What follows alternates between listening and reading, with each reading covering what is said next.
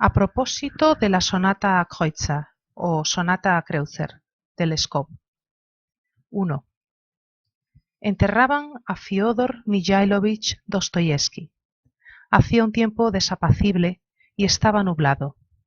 Aquel día yo no me encontraba bien y tuve que hacer un gran esfuerzo para acompañar al féretro hasta las puertas del monasterio Alexander Nevsky. La gente se agolpaba a la entrada. Entre el gentío surgían voces y lamentos. El dramaturgo Averkiev se dirigió a gritos a la multitud desde un lugar elevado. Su voz era poderosa, pero resultaba imposible entender una sola palabra. Algunos decían que estaba intentando poner orden y le alabaron por ello, mientras que otros se enfadaron con él. Yo fui uno de los que no consiguieron acceder al recinto, y viendo que no tenía ningún sentido quedarse allí más tiempo, regresé a casa, me tomé un té tibio y me dormí. Entre el frío y las distintas impresiones recibidas estaba agotado, así que dormí profundamente y durante tanto tiempo que se me pasó la hora de comer sin haberme levantado. Lo cierto es que aquel día no tuve ocasión de comer, porque a la suma de impresiones diversas se vino a añadir de forma inesperada una más, la cual me causó una honda conmoción. En pleno crepúsculo me despertó mi criada, diciéndome que había venido a verme una señora desconocida y que ésta no estaba dispuesta a marcharse, sino que insistía en que la recibiera. Las visitas femeninas a la casa de este escritor ya entrado en años son relativamente frecuentes. No son pocas las señoras y señoritas que acuden a mí solicitando consejo en sus tentativas literarias o buscando que las ayude de algún modo a colocar sus obras en redacciones desconocidas. Por este motivo, la llegada de aquella dama e incluso su insistencia no me sorprendieron lo más mínimo. Cuando la desgracia es grande, cuando la necesidad es apremiante, nada tiene de raro que nos mostremos insistentes. Le dije a la muchacha que hiciera pasar a la señora a mi despacho, y yo me levanté y me arreglé. Cuando entré en el despacho, sobre la mesa grande lucía ya mi lámpara de trabajo. La mesa estaba intensamente iluminada, mientras que la habitación seguía en penumbra. La dama desconocida que me visitaba en aquella ocasión no iba a dejar de ser desconocida para mí. Cuando la busqué con la mirada para rogarle que se sentara en el sillón, me dio la impresión de que evitaba las zonas iluminadas de la estancia y se forzaba a permanecer en la oscuridad. Eso me sorprendió. Hay personas inexpertas que, sin ser tímidas, a veces se andan con excesivos cumplidos y se muestran cohibidas, como hacía ella, pero en aquella ocasión lo que me pareció más sorprendente fue el estado de agitación de la dama, agitación que, en cierto modo, yo también sentí y compartí. La mujer iba magníficamente vestida, aunque con discreción. Todo lo que llevaba era caro y elegante, un excelente abrigo de felpa, del cual no se había despojado en el recibidor y que no se quitó en todo el tiempo que estuvo hablando conmigo. Un elegante sombrero negro, que sin duda era un modelo parisino, no una prenda rusa, y un velo negro, doblado y anudado por detrás, de modo que sólo podía verle la blanca y redonda barbilla, y a veces el brillo de los ojos a través de la doble red del velo. En lugar de darse a conocer y declarar el objeto de su visita, empezó diciéndome: ¿Puedo dar por sentado que con usted mi buen nombre no corre ningún peligro? Le respondí que podía estar totalmente tranquila.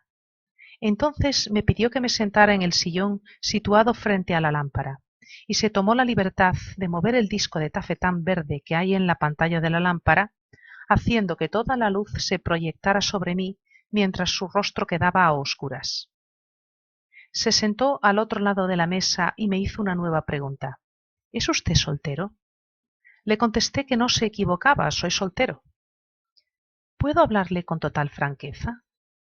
Le contesté que, si tenía confianza en mí, yo no veía ningún impedimento para que ella me hablara como estimara conveniente. ¿Estamos solos? Completamente solos. La mujer se levantó y dio 2 pasos en dirección a la habitación contigua, donde se encontraba mi biblioteca, y tras ella mi dormitorio.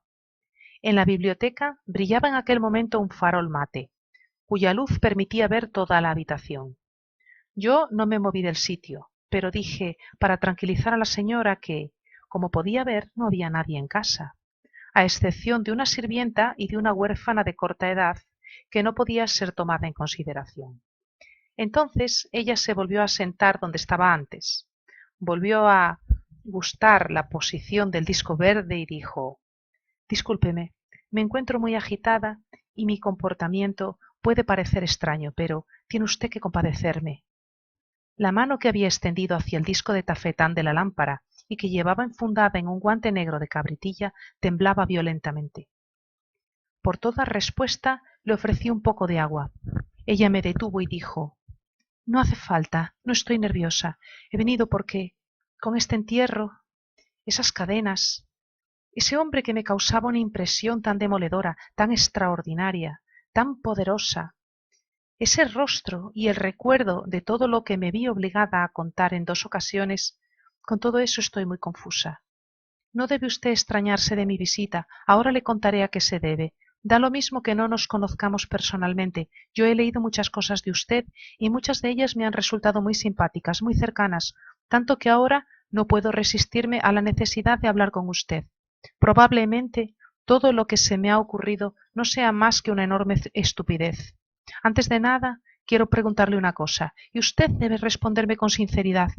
Lo que usted me aconseje, eso es lo que yo voy a hacer. Su voz de contralto vacilaba, y sus manos, que no sabía dónde poner, temblaban. 2.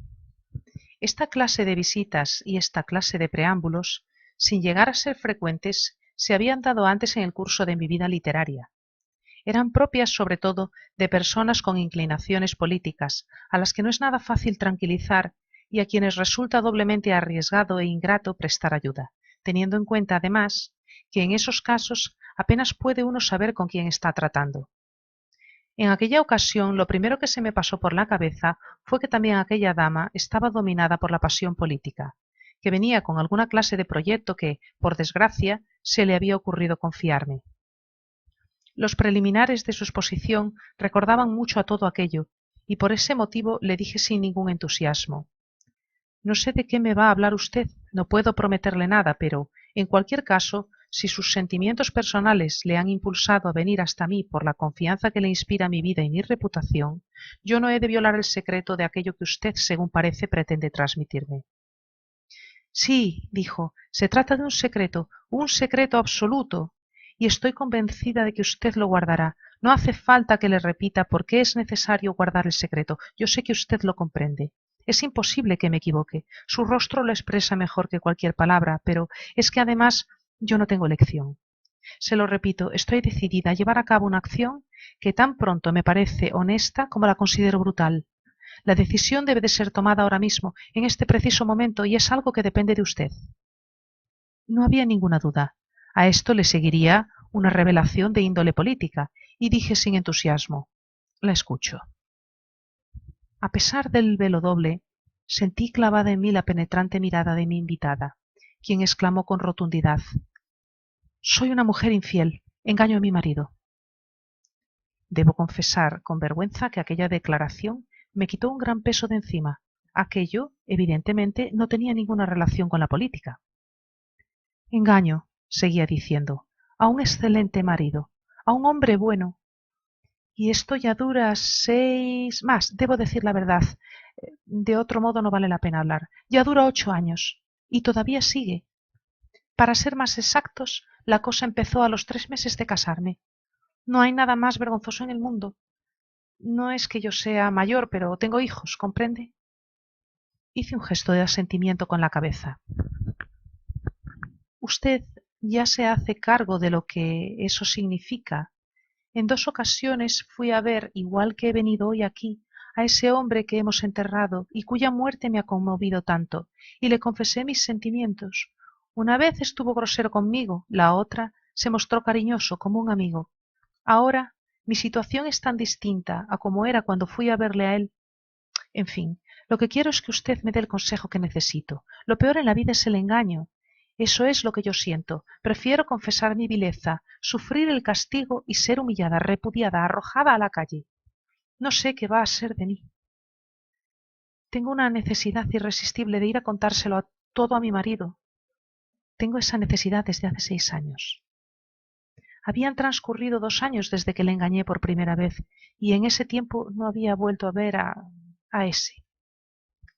Pero después aquello empezó de nuevo y continúa como al principio.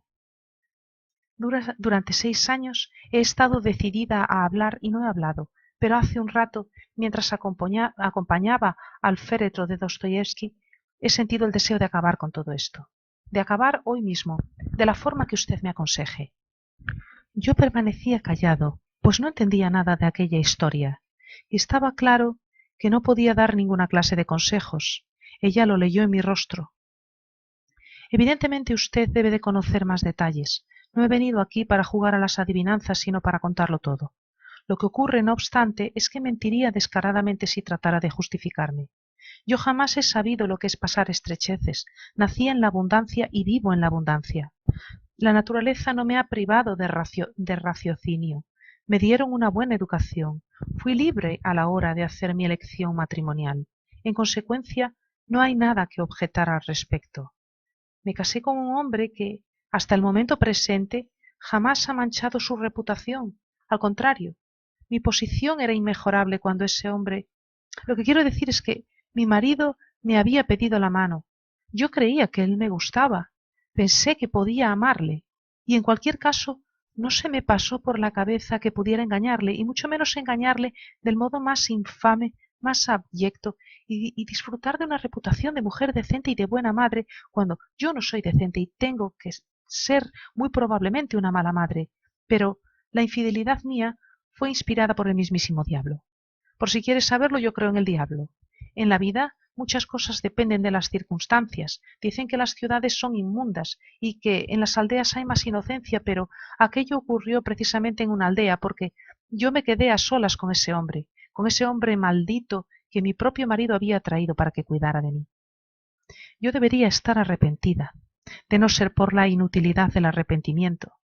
Debería estar eternamente arrepentida de aquella acción, que tengo que agradecer a mi marido, pero resulta que no recuerdo aquel momento, tan solo recuerdo la tormenta, una tormenta terrible de las que me aterran desde niña. Yo entonces no le amaba, simplemente estaba muerta de miedo, y cuando un relámpago iluminó la enorme sala donde nos encontrábamos, yo me asusté y le cogí de la mano. Y no recuerdo nada más. Después aquello se prolongó. Más tarde, él se embarcó y recorrió todo el mundo. Regresó y lo nuestro volvió a empezar. Ahora tengo el propósito de que todo termine y de que esta vez sea para siempre.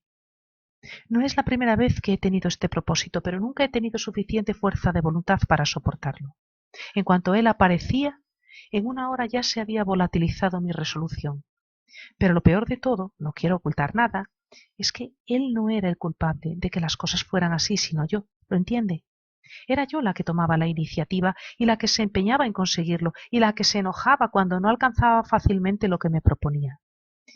Y si esa situación se prolonga por más tiempo, si sigo con este engaño, mi humillación no tendrá fin. ¿Qué se propone usted?, pregunté. Quiero confesárselo todo a mi marido, y quiero hacerlo hoy sin falta, en cuanto me marche de aquí y llegue a mi casa. Le pregunté qué clase de hombre era su marido, qué carácter tenía. Mi marido, respondió la señora, goza de una excelente reputación, tiene un buen empleo y recursos suficientes. Todo el mundo le considera una persona noble y honrada. ¿Comparte usted esa opinión?, pregunté. No del todo. Le atribuyen demasiadas virtudes. Es una persona con bastantes dotes y cualidades, y además tiene eso que se ha dado en llamar corazón, aunque sea una forma estúpida de llamarlo, algo parecido a lo que ocurre con la llamada alma de la música, pero no sé darle otro nombre. Los movimientos de su corazón son siempre justos, precisos, exactos y poco variados. ¿Y el otro, al que usted ama? ¿Qué quiere saber de él? ¿Le inspira a usted respeto? Oh, exclamó la dama haciendo un gesto con la mano. No estoy muy seguro de cómo debo interpretar ese gesto. Lo que debe usted interpretar es que se trata de un egoísta integral, de un hombre desalmado que no inspira a nadie el menor respeto y que ni siquiera se preocupa por inspirarlo. ¿Usted le ama? Se encogió de hombros y dijo: sí, le amo. Lo cierto es que se trata de una palabra extraña. Está en boca de todo el mundo, pero son muy pocos los que la comprenden. Amar es algo así como estar predestinado a la poesía o a la justicia. Es un sentimiento para el que muy pocos están capacitados. Nuestras campesinas, en lugar del verbo amar, emplean el verbo desear. No dicen él me ama, sino él me desea. En mi opinión, eso es mucho mejor, y no se trata aquí de una simple cuestión de denominación. Y es que la palabra amar normalmente significa desear. Amar en su sentido más prosaico, o sea, desear. Eso es lo que ellas dicen. Mi deseado, mi querido, mi deseado. ¿Entiende? Desear. Se interrumpió. Respiraba con dificultad. Le di un vaso de agua, que en esta ocasión sí tomó de mis manos sin retirarse, y creo que me agradeció mucho que no me fijara detenidamente en ella. Ambos nos callamos. Yo no sabía qué decir, y en ella se había agotado aquel torrente de sinceridad. Estaba claro que ya había manifestado todo lo esencial, y más allá de eso solo quedaban detalles menores. Como si me estuviera leyendo el pensamiento, dijo en voz baja: el caso es que, si usted me dice que debo contárselo a mi marido, lo haré, pero también puede ser, no sé, que usted me diga algo distinto. Aparte de la simpatía y la confianza que me inspira, tiene usted sentido práctico. Yo soy una lectora suya. Nosotras las mujeres percibimos cosas que no perciben los críticos profesionales. Si usted quiere, puede decirme sinceramente lo que piensa, si debo o no debo ir a mi marido a confesarle mi pecado tan largo y tan vergonzoso. 3. A pesar de que la historia era interesante, yo sentía que mi situación era complicada. Aunque resultaba bastante más sencillo dar una respuesta como la solicitada por mi huésped que tranquilizar a un activista político o prestarle los servicios requeridos, mi conciencia, en cualquier caso, se veía involucrada en un asunto muy serio. Había vivido bastante y había visto a bastantes mujeres disimular hábilmente esa clase de pecados, o bien no disimularlos, pero no reconocerlos tampoco. También había conocido a 2 o 3 mujeres que solían hablar con franqueza y recordaba que, más que sinceras, siempre me habían parecido crueles y afectadas. Siempre había creído que las mujeres son capaces de refrenar toda esa franqueza y pensarse mejor las cosas, antes que dar a conocer sus faltas a una persona a la que van a hacer sufrir intensamente con su confesión. Nunca me ha interesado la cuestión de la relación entre la sociedad y la vida interior de un individuo cualquiera. No es la sociedad, sino la persona concreta lo que valoro, y si es posible no causar sufrimiento, no veo por qué hay que causarlo. Si la mujer es una persona igual que el hombre, si es un miembro de la sociedad con idénticos derechos, si posee los mismos sentimientos, la misma sensibilidad que el varón, y tal como da a entender Jesucristo, tal y como han dicho los mejores hombres de nuestro tiempo, tal y como dice actualmente Lev Tolstoy, cosa que considero una verdad irrefutable, ¿por qué entonces, si el hombre que quebranta el precepto de fidelidad a la mujer guarda después silencio y, siendo consciente de su falta, tiene a veces la oportunidad de reparar los efectos indignos de sus pasiones, no va a poder hacer lo mismo la mujer? Estoy convencido de que ella también tiene derecho a hacerlo. No cabe ninguna duda de que el número de hombres que engañan a las mujeres supera al de mujeres que engañan a los hombres, y las mujeres lo saben. Ninguna mujer sensata, o casi ninguna, tras una separación más o menos larga del marido, confiaría en la fidelidad de éste durante todo ese tiempo. Sin embargo, tras su vuelta, ella le perdona de todo corazón, y su perdón la lleva a no querer saber nada al respecto. Si él le hablara con franqueza, no le haría ningún favor, sino que le causaría un pesar. De proceder así, le revelaría algo que ella no quiere saber. En la ignorancia encuentra ella la fuerza para prolongar sus relaciones, como si éstas se hubieran visto interrumpidas de manera fortuita. Reconozco que en mis reflexiones tiene un mayor peso el pragmatismo que la filosofía abstracta o la moral elevada, pero, en cualquier caso, me inclino a pensar de este modo. Continué en esta dirección el coloquio con mi invitada y le pregunté: ¿los rasgos negativos del hombre que usted ama hacen que inspire cierto desprecio? Un desprecio profundo y constante. Pero usted intentará justificarle en ocasiones. Por desgracia, eso es algo imposible. No hay forma de justificarle. En ese caso, me permito hacerle la siguiente pregunta. La indignación que usted experimenta ante él es siempre igual o por el contrario, unas veces se debilita y otras veces crece. Crece sin parar. Bien, ahora quiero que me diga una cosa, si usted me lo permite. Se lo ruego. En este preciso momento, mientras está usted aquí sentada, ¿dónde está su marido? En casa. ¿Qué está haciendo? Está en su despacho, durmiendo. ¿Y después a qué hora se levanta? Se levanta a las 8. ¿Qué hace entonces? Mi invitada sonrió y dijo: se lava, se pone la chaqueta, se pasa a ver a los niños y juega al Vix media hora. Después traen el samóvar y yo le sirvo una taza de té. Ya lo ve, dije, la taza de té, el samóvar, la lámpara doméstica, son objetos hermosos, en torno a los cuales solemos reunirnos. Hermosas palabras. ¿Y todo esto transcurre de un modo más o menos agradable? Para él, sí, eso creo. Discúlpeme, pero es que en este asunto que usted ha tenido a bien revelarme, en quien hay que pensar es en él. Él es el único que tiene ese derecho. No los niños que no pueden, que no deben llegar a saberlo nunca. Ni tampoco usted, claro está, porque usted le ha causado el sufrimiento, mientras que él es el sujeto paciente. Por eso es por lo que hay que pensar en él, para evitar que sufra. Así que intente imaginarse que él, en lugar de beberse el té y a lo mejor besarle a usted respetuosamente la mano, ¿y bien? O más tarde cuando se pone a trabajar, o luego cuando cena y le da a usted tranquilamente las buenas noches, imagínese que, en lugar de todo eso, escucha su confesión y descubre que toda su vida, desde el primer mes o incluso desde el primer día de matrimonio, ha transcurrido en un marco desprovisto de todo sentido. Dígame, ¿le va a beneficiar así o le va a perjudicar? No lo sé. Si yo lo supiera, si fuera capaz de tomar esa decisión, no estaría aquí hablando de esto. Le estoy pidiendo consejo. ¿Qué cree que debo hacer? Yo no puedo aconsejarla. Lo que sí puedo hacer es exponerle la opinión que está madurando en mi interior. Sin embargo, para que adquiera una forma clara y definida, me permito plantearle una pregunta más. Los sentimientos de la persona nunca son inalterables. ¿Su animadversión a aquel hombre se va debilitando? No, se está agudizando. La mujer exclamó esto con dolor de corazón. Dio incluso la impresión de estar dispuesta a levantarse, como si quisiera apartarse de algo que yo había visto en mi imaginación. A pesar de que no podía ver su rostro, sentí que estaba sufriendo terriblemente y que su sufrimiento había alcanzado tal grado que estaba a punto de estallar. Por consiguiente, dije, usted le condena cada vez con más decisión. Sí, cada vez más a menudo. Muy bien, dije. Ahora me permito decirle que lo sensato, en mi opinión, sería que usted, al volver a casa, se sentara a tomar el té, tal y como ha venido haciendo hasta ahora. Me escuchó en silencio. Tenía los ojos fijos en mí y pude verlos brillar a través del velo.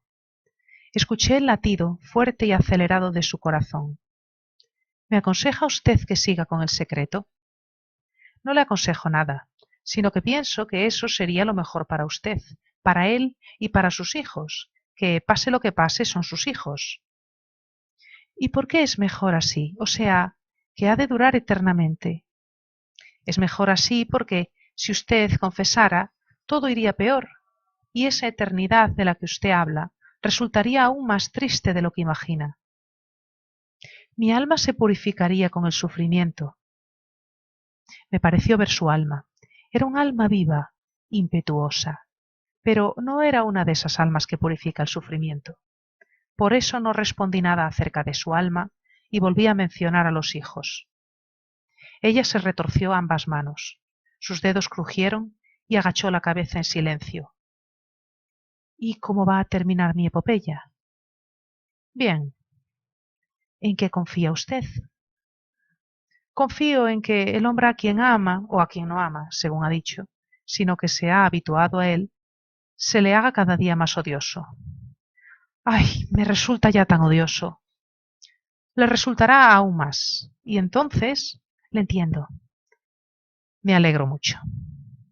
¿Y usted quiere que le deje y que no diga nada? Creo que esa sería la solución más feliz para su desgracia. Sí. Y después usted devolverá. No es posible devolver lo que no se tiene. Disculpe, lo que quería decir es que usted redoblará sus atenciones con su marido y familia. Esto le dará fuerza para no olvidar, para preservar el recuerdo del pasado y encontrar motivos suficientes para vivir entregada a los demás. Entonces se levantó, se puso en pie de forma inesperada. Se bajó un poco más el velo, me tendió la mano y me dijo: «Le estoy agradecida. Me alegro de haber obedecido el impulso interior que me dijo que viniera a verle. Tras la conmoción recibida por la tremenda impresión del entierro, al marcharme de allí era como si hubiera enloquecido. Y afortunadamente no he hecho todo lo que me proponía hacer. Adiós».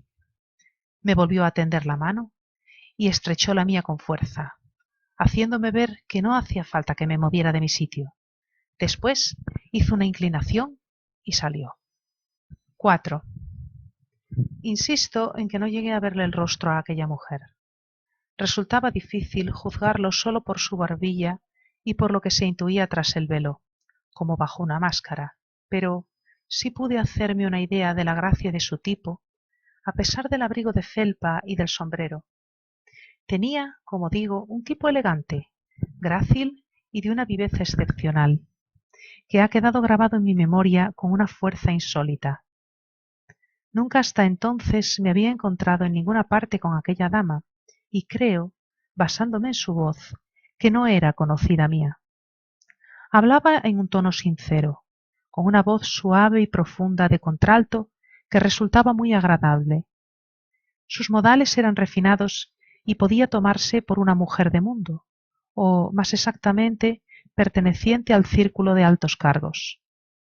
Podía ser la mujer de un director o de un vicedirector de departamento o algo por el estilo. En resumidas cuentas, era una señora desconocida para mí y siguió siendo desconocida. Habían transcurrido 3 años desde el entierro de Dostoyevski y los acontecimientos que he relatado. Durante el invierno había caído enfermo y en primavera me dirigí al extranjero a tomar las aguas. Fui hasta la estación del ferrocarril en compañía de un amigo y de una mujer de mi familia. Íbamos en un coche, llevábamos con nosotros mi equipaje. Cuando recorríamos una de las calles que desembocan en la avenida Nevsky, en una curva, junto a la entrada de un gran edificio oficial, me fijé en una señora. Inmediatamente, y pese a mi miopía, la identifiqué con mi desconocida. No estaba en absoluto preparado para eso. No había vuelto a pensar en ella, y por eso el asombroso parecido me dejó atónito. Y por un momento tuve la estúpida idea de bajarme, acercarme a ella, abordarla y preguntarle cualquier cosa.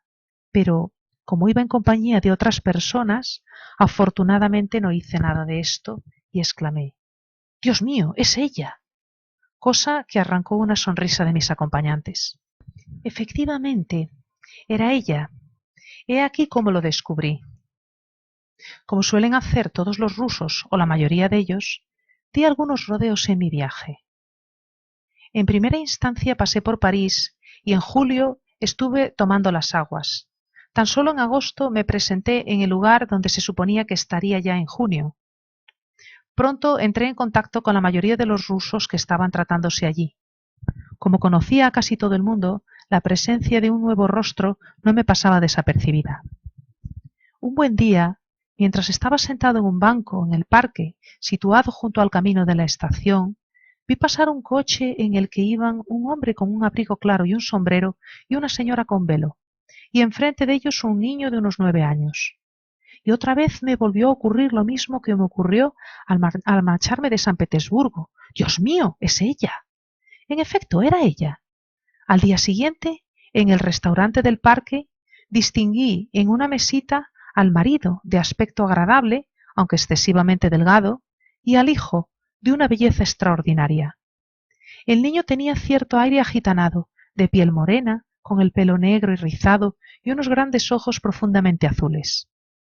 Me permití una pequeña vileza. Soborné a un camarero para que me preparase una mesa cercana a la de la señora. Quería verle bien la cara. Era una mujer guapa, con una expresión agradable y dulce, aunque algo anodina. Ella me reconoció, sin duda alguna, pues en 2 o 3 ocasiones se esforzó por girarse en su silla para dificultarme la observación. Pero después se levantó, se dirigió a una señora conocida mía, habló un momento con ella, se apartó y volvió con el marido. Aquella tarde, después del café, en uno de los conciertos en que solíamos reunirnos, la conocida mía a la que se había dirigido la nueva huésped me dijo que quería presentarme a la señora N, que pasaba por allí cerca de aquel preciso instante. Inmediatamente nos presentó. Yo le dije alguna frase trivial y ella me respondió con palabras igualmente triviales, pero en aquellas palabras, en aquella voz, en aquellos modales yo la reconocí. Era ella, no había ninguna duda, y era lo bastante lista para darse cuenta de que la había reconocido. Y decidió no intentar evitarme, sino frecuentarme. Podía contar con mi honradez con relación a lo que en aquella ocasión me había dicho. Desde aquel momento empezamos a vernos, e incluso hicimos varias excursiones en compañía de otras damas conocidas y sus hijos. A su marido no parecía gustarle mucho tales excursiones, le dolía una rodilla y cojeaba levemente. Aparte de eso, no acabo de entender lo que le ocurría. No sé si estaba cansado de su mujer, o si deseaba ser libre y cortejaba a alguna, o incluso a más de una, de las damas de dudosa reputación que allí se habían congregado. En todos nuestros encuentros y conversaciones, ella nunca manifestó ni dio a entender que hubiera estado en mi casa o que nos hubiéramos visto con anterioridad, pero yo sentía claramente que ambos dábamos por descontado que nos entendíamos. Y de pronto, estando así las cosas, se produjo un acontecimiento totalmente imprevisible. Una deliciosa mañana, ella no apareció acompañando al marido en el paseo hasta el manantial. Él se presentó solo a tomar el café y dijo que su Anatoli se encontraba mal y que la madre estaba fuera de sí a causa del pesar. Aquella tarde, a las 8, mi portero me informó de que en cierto hotel había muerto un niño de difteria.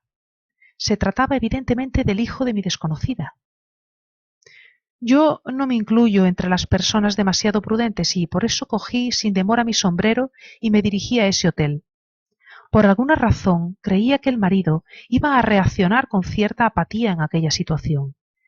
Si la víctima de la difteria era efectivamente su hijo, tal vez mi ayuda o colaboración podrían ser convenientes. Nunca olvidaré lo que vi al entrar en el apartamento que ocupaban en el hotel. Constaba únicamente de 2 cuartos. En el primero, un recibidor con muebles tapizados en terciopelo rojo. Se hallaba mi desconocida con el cabello alborotado y la mirada perdida. Tenía los dedos de ambas manos extendidos en actitud de proteger un diván donde yacía un bulto cubierto por una sábana.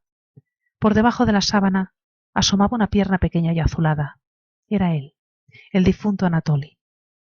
Al lado de la puerta estaban 2 hombres, a los que yo no conocía, con abrigos grises, y a sus pies había un cajón, no un féretro, sino un cajón, algo así como un arcón para guardar velas, de unos 2 arshines de profundidad y lleno hasta media altura de una sustancia blanca que al principio me pareció leche o almidón. Delante de ellos estaban el comisario de policía y un civil con un distintivo. Hablaban a gritos. Ausente el marido, la mujer estaba allí sola, sin parar de discutir, tratando de defenderse. Al verme, exclamó: «Dios mío, ayúdeme, protéjame. Quieren llevarse a mi hijo, no nos permiten enterrarlo, acaba de morir». Quise intervenir, pero habría sido completamente inútil, aun en el supuesto de que hubiésemos tenido fuerza suficiente para doblegar a los 4 hombres.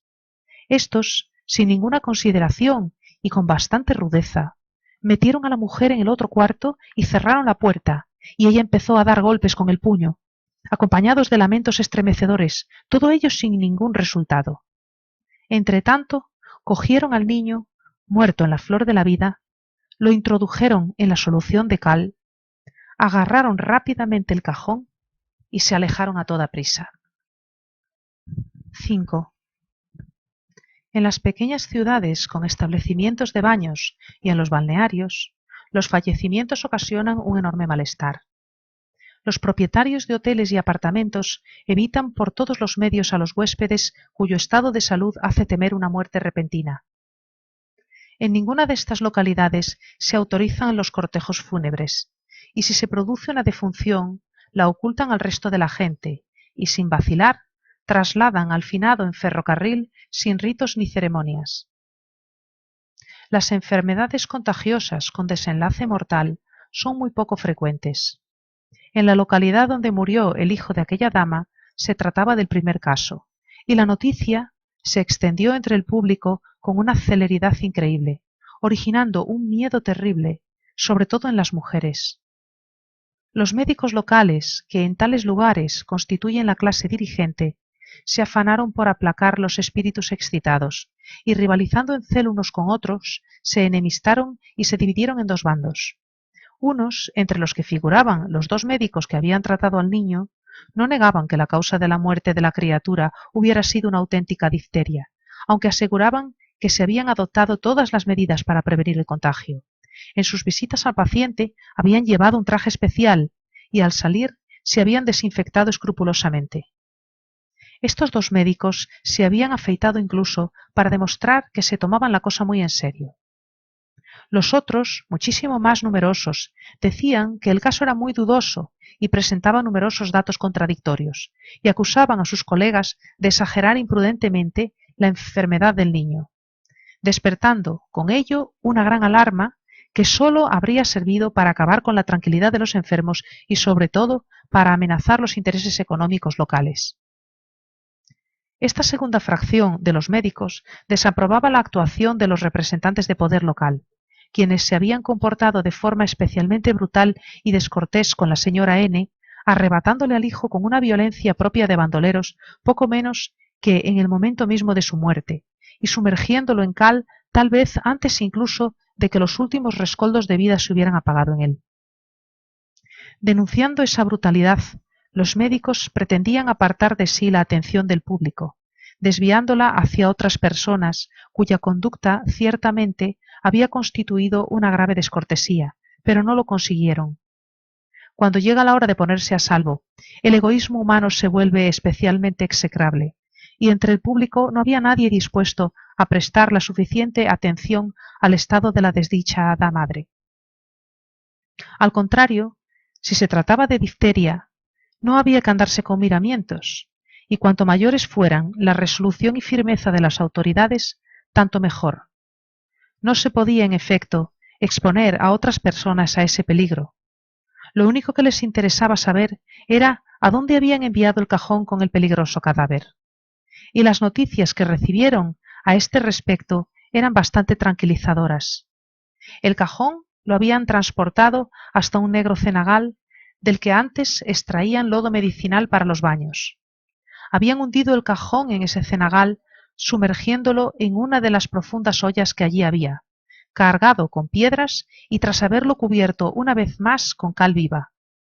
No parecía posible ocuparse del cadáver infectado con mayor decisión y rigor. Tras esto empezaron las dificultades para el hotel, del que habían huido casi todos sus ocupantes. Solo se quedaron los más modestos, que no podían permitirse el lujo de dejar una habitación que tenían pagada con un mes de antelación. Era preciso desinfectar todo el hotel, o al menos las habitaciones que había ocupado la familia N, así como las estancias contiguas. También era preciso desinfectar el pasillo por el que había correteado el niño, y el rincón del comedor en el que comía junto a la familia N. Todo ello representaba una suma muy estimable de dinero, más de 300 florines si no me equivoco, pues se consideraba imprescindible reducir a cenizas todo el mobiliario ligero de 3 apartamentos y sustituir las cortinas, alfombras y guardapuertas de los demás aposentos por unas nuevas. Por ese motivo, el dueño del hotel le planteó al señor N sus exigencias económicas, y los representantes municipales apoyaron el derecho del dueño, quien, incluso contando con la indemnización exigida, sufriría de todos modos pérdidas por lo ocurrido, pues la mayor parte de sus habitaciones se quedarían vacías durante toda la temporada, y en el futuro se arriesgaba a perder la clientela, dado el gran número de visitantes a quienes había llegado la noticia del caso de difteria. Esa clase de reclamaciones eran algo nuevo para los visitantes, y todos tenían interés en saber cómo acabaría aquello. Algunos encontraban mezquinas tales demandas, mientras que a otros les parecían legítimas aunque excesivas. En todas partes se hablaba de esto, y el señor N se convirtió en un personaje interesante. Sorprendentemente, a nadie le inquietaba su compañía. No temían acercarse a él, porque sabían que, por ser un hombre enfermo, había abandonado su habitación nada más manifestarse la enfermedad de su hijo, y no había regresado hasta después de su muerte. No le preguntaban por su mujer, a la que nadie había visto en los últimos días. Pensaban que se habría marchado a otro lugar, o que ella también estaría enferma. El señor N se bastaba por sí solo para satisfacer la curiosidad de quienes estaban interesados en los asuntos de los forasteros. Cada día, el señor N les comentaba las exigencias que le formulaban, y cómo respondía a ellas. Reconocía que el dueño del hotel había sufrido pérdidas y que sin duda la muerte de su hijo había sido la causa de tales pérdidas, pero negaba que tuvieran derecho a imponerle arbitrariamente aquel pago, y no quería pagar nada sin un juicio. Supongamos, decía, que yo tengo la obligación de pagar, pero eso no me lo puede exigir un comisario cualquiera acompañado por 3 burgueses, sino que es algo que tiene que ser estipulado a través de un juicio formal al que yo me pueda someter. Pero además, eso conlleva una sentencia, la de pagar. ¿De acuerdo? Siempre que yo tenga con qué hacerlo. Que se queden con mi maleta y asunto concluido. Si estuviera en mi lugar un pobre infeliz, estoy seguro de que ni siquiera se habría planteado toda la discusión. Todos estaban entretenidos colocando las piezas de este mosaico, de manera que siempre había gente alrededor del señor N discutiendo de sus derechos y de las contrariedades que le sobrevenían. Pronto, sin embargo, el caso se fue resolviendo de forma pacífica. El municipio no quería llevar la cuestión a los tribunales, ya que entonces el debate sobre el caso de difteria habría tenido mayor repercusión, y decidieron zanjar el asunto con un acuerdo amistoso, según el cual el señor N pagaría la factura que le presentasen los encargados de la desinfección. Así podría haber acabado todo, pero pronto se produjo un nuevo suceso. La señora N, que llevaba 8 días en la habitación grande del hotel, se acercaba a diario al cenagal donde habían arrojado el cajón con el cadáver de su niño, pero al 9º día no regresó de ese desplazamiento. La buscaron en vano. Nadie la había visto, ni en el bosque, ni en el parque. No había visitado a ninguno de sus conocidos. No había estado tomando el té en ningún restaurante. Sencillamente había desaparecido. Y con ella habían desaparecido unas pesas de hierro con las que su marido hacía gimnasia en la habitación. La buscaron infructuosamente 3 o 4 días, y luego empezó a extenderse la sospecha de que, muy probablemente, se había ahogado en aquel mismo cenagal. Aquella sospecha, según dicen, se vio confirmada más adelante, aunque su cuerpo, después de ascender hasta la superficie, se lo tragó nuevamente el cenagal. El caso es que había muerto. Fueron unos acontecimientos notables por su carácter trágico y por el silencio que los rodeó. La desaparecida señora N no dejó ni una nota ni ninguna otra señal de su decisión de acabar con su vida. El señor N despertó la compasión de mucha gente. Él, por su parte, se mostró muy discreto y guardó un silencio frío y distante. Decía: lo mejor que puedo hacer es marcharme de aquí. Pero no se marchaba, porque su propia salud estaba muy debilitada y necesitaba completar el periodo de tratamiento en aquellas aguas. Mi relación con él no era nada cordial. Estaba claro que éramos 2 personas con un carácter muy diferente. A pesar de que yo conocía un secreto de familia que debería haberme hecho sentir compasión por ese hombre, me resultaba mucho más antipático que su mujer, que era la que había traído la deshonra al matrimonio. Yo no tenía ningún motivo para desear intimar con él, pero, por alguna razón que se me escapa, de pronto empezó a juzgarme digno de su atención, y en las conversaciones que teníamos solía evocar con mucha frecuencia y de muy buena gana el recuerdo de su difunta esposa. Gracias por tu tiempo. Espero que te haya gustado el relato. Si es así, dale a me gusta. Es gratuito y con ello ayudas al canal a conseguir visibilidad. y si te interesa no perderte mis nuevos audiolibros o audiorelatos, dale a suscribirme. También es gratuito. Un abrazo muy grande y hasta la próxima.